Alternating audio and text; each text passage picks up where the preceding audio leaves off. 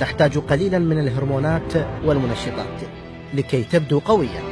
هذا هو لسان حال الكثير من الشباب وخصوصا المراهقين. يرى أخصائيون أن بناء العضلات أو نفخها حلما شبابيا كان وما يزال، كما أصبح موضة تنتشر في أغلب البلدان.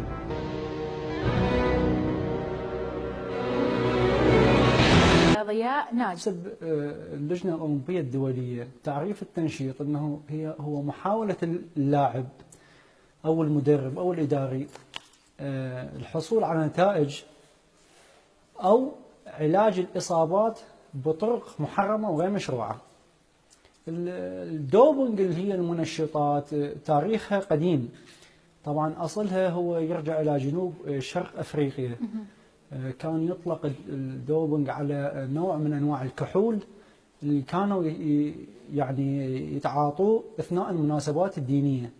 بعدين اتطور هذا الشيء، قاموا ينطوه للحصن، للسباقات أو الأعمال الحراثة وما شابه والتنقل.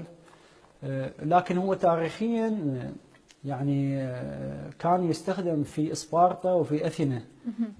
كانوا يعطوه للمحاربين والمقاتلين، خاصة في قتال الحيوانات والقتال بيناتهم. ظهرت حالة وفاة 159. فرنسا قامت مؤتمر بخصوص هذا الجانب. بعدين بال 1962 الدولة الأولى اللي حرمت هي النمسا.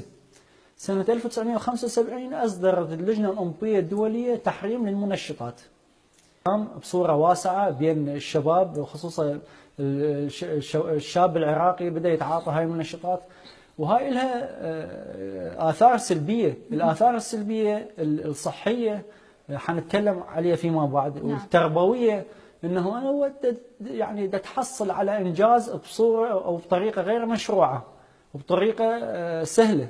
الاثار النفسيه، انا يعني عندي يعني حاله احد طلابي راقبته، الاثار النفسيه يكون هو منعزل، واكثر احيان يلجا الى الكذب حتى يبرر انفعالاته وانعزاله.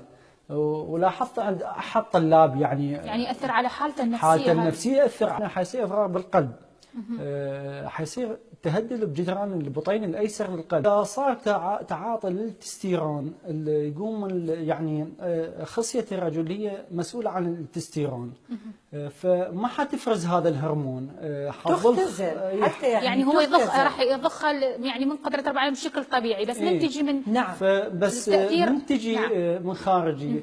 العصب المسؤول عن العصب السنسوري والموتوري المسؤول عن اليعاز العصبي حيتوقف، فهاي حتخمل.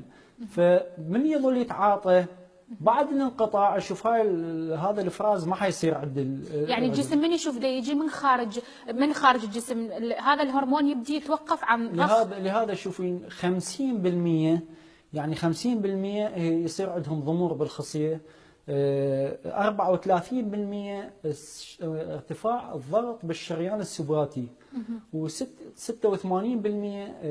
يصير عندهم تلف بالكبد وحب الشباب، يعني تشوهات خلقيه عندهم. المشكله انه احنا هسه لو نلاحظ هو انتشار ماده الداينابول بالقاعات.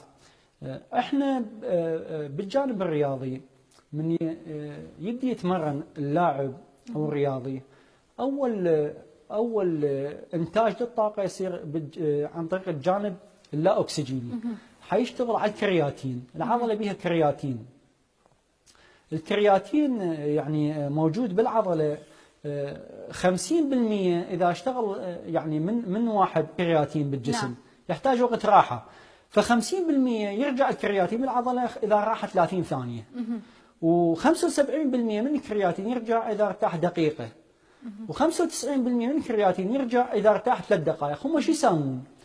هو ياخذ كرياتين حتى ما هاي فتره راحه ما ينتظرها، هو راسه موجود، يحس على اساس انه ده يستغلها. يقول ليش عاش يعني يقول لك انا اغذيها انطيها زين. والمخدرات، منبهات الجهاز العصبي هي الكافيين والافدرين. وبعدين هناك تعاطي الهرمونات البيبتيه اللي تشتغل على الغدد الصماء. يعني الغدد الصماء اللي هي الكظريه هم من ضمنها اللي نعم. ما عندها قنوات، يعني الافراز يكون دايركت الى الدم ومن الدم الى العضلات. نعم. الى العضلات. الهرمون اللي منتشر هو الداينابول.